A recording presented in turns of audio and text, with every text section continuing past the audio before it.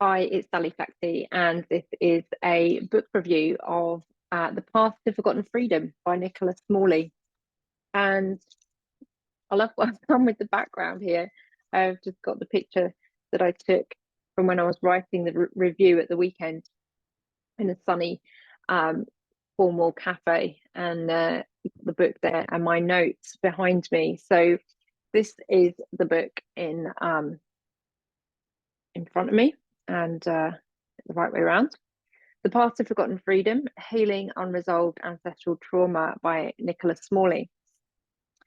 It's a sizable book. It's really a real achievement as a project. It's a really complete tool and resource. Before I get into all of the different parts and the way it works and how I feel about it, I just want to start this review by saying that I mentored Nicola to write this book. So everything I'm going to say, there's no way that I can disentangle myself from the process of the book being written. But also that doesn't, I don't think, change how I feel about the book itself. I was part of the writing process with Nicola. I was the first reader, or one of the first readers of most parts as they were being written. I would say that apart from Nicola herself and probably Jason, I was the first reader of this book. And I loved it all the way through, from the first earliest drafts to its complete form now. And I have to say, it's not too different now from how it was in its early stages.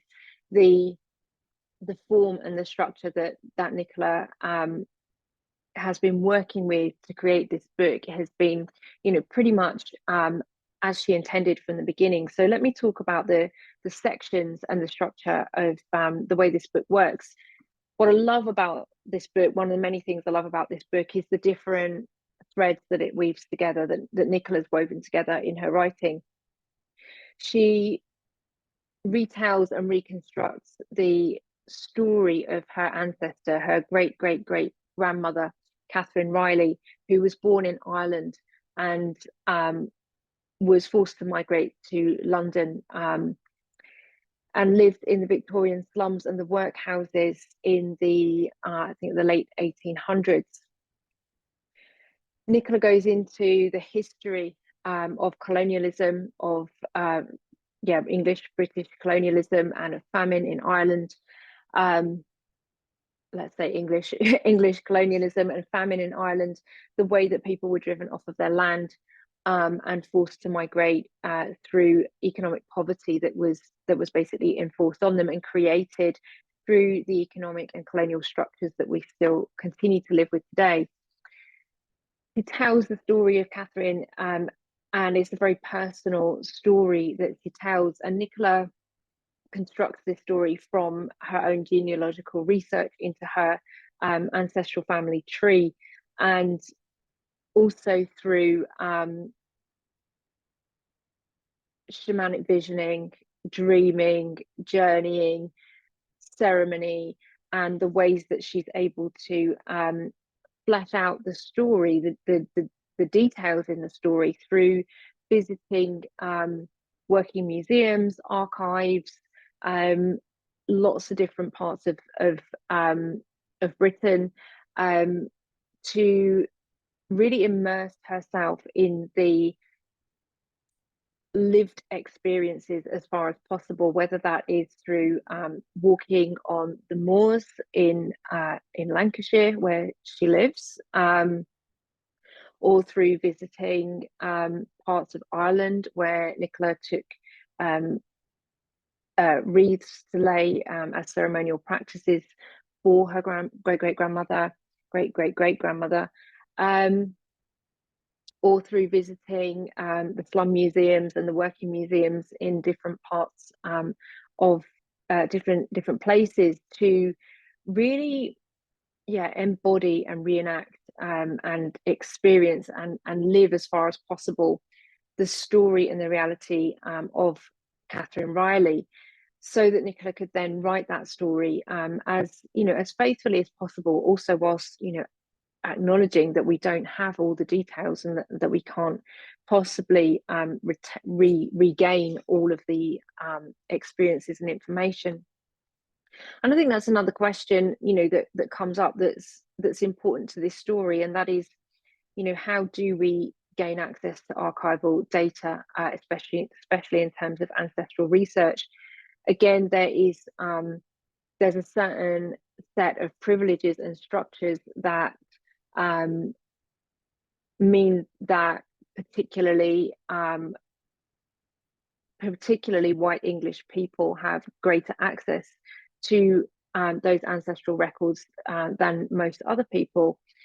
And also then there's a historical and political question about how and why that archival data has been created and stored and kept and retrieved.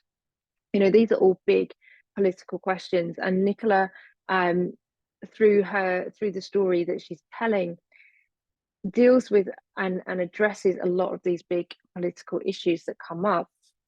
She goes further back in the history that she presents to touch upon the Highland clearances in Scotland, the land clearances, the Enclosures Act in England. I think that was in 1801. Highland clearances were much earlier, and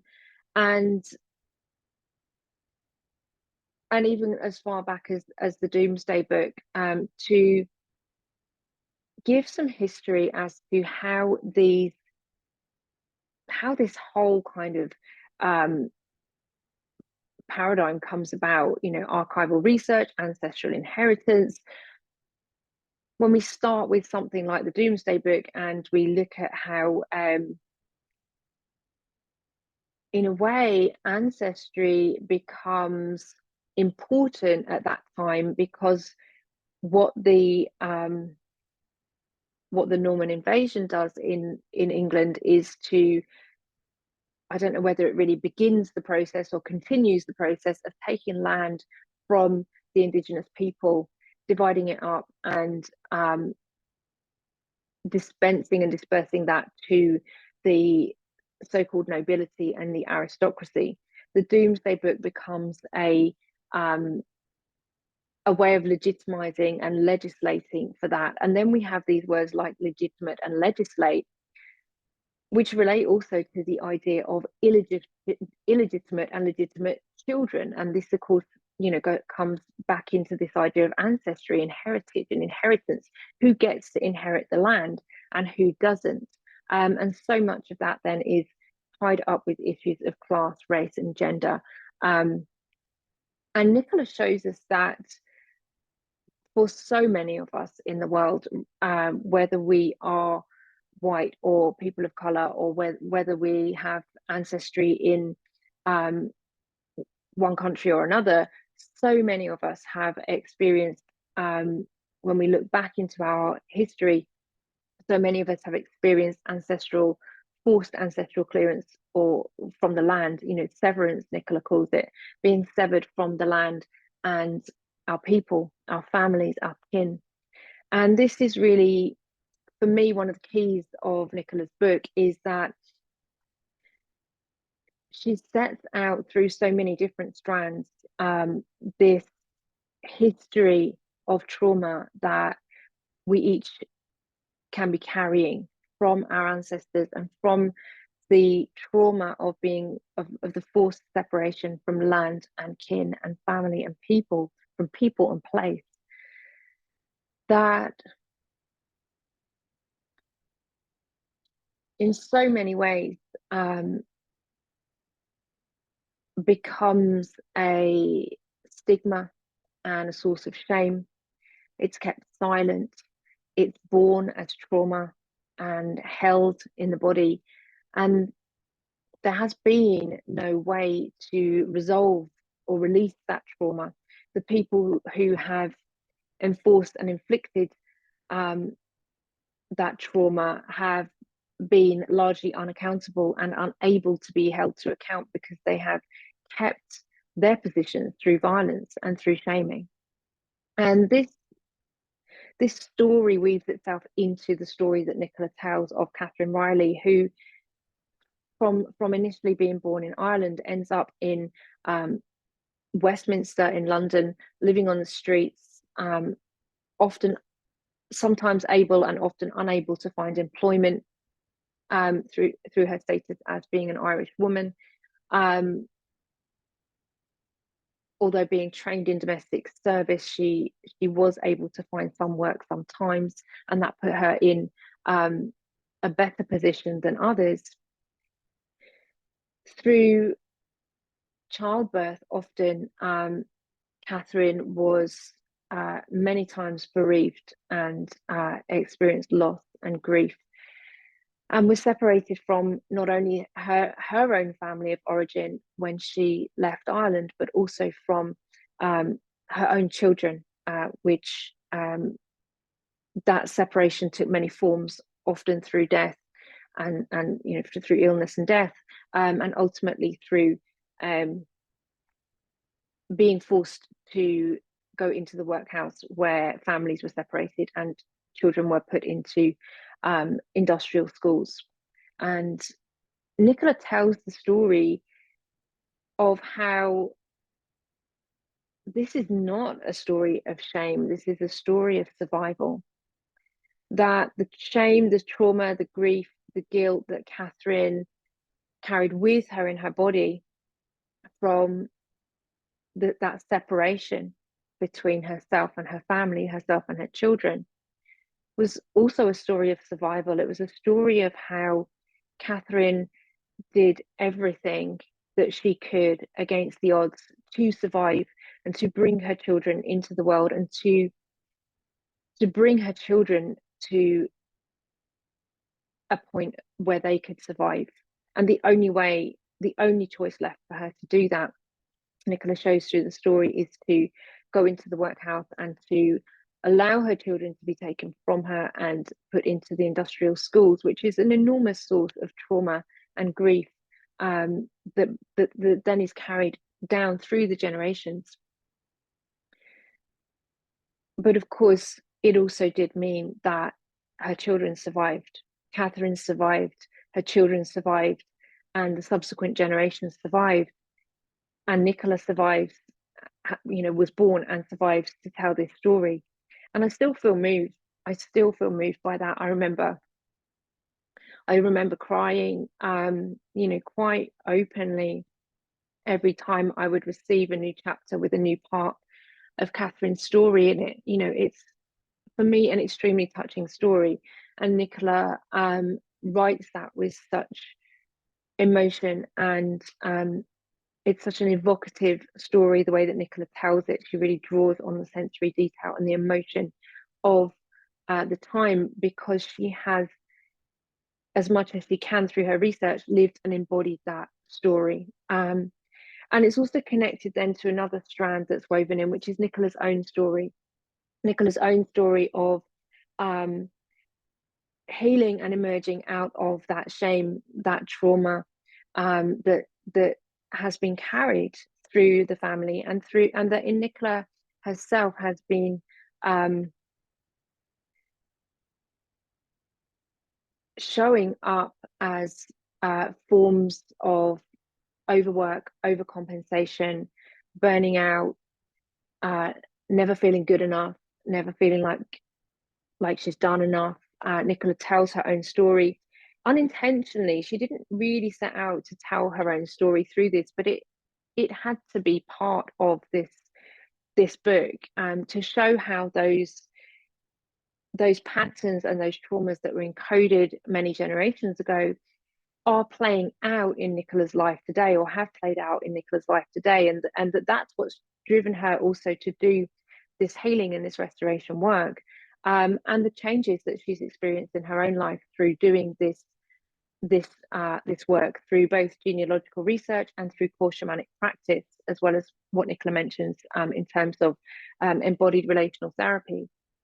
So these strands of the story weave together and they're all integral to each other. There's no separating the different parts. They inform each other, and I think that's what makes it such a strong book.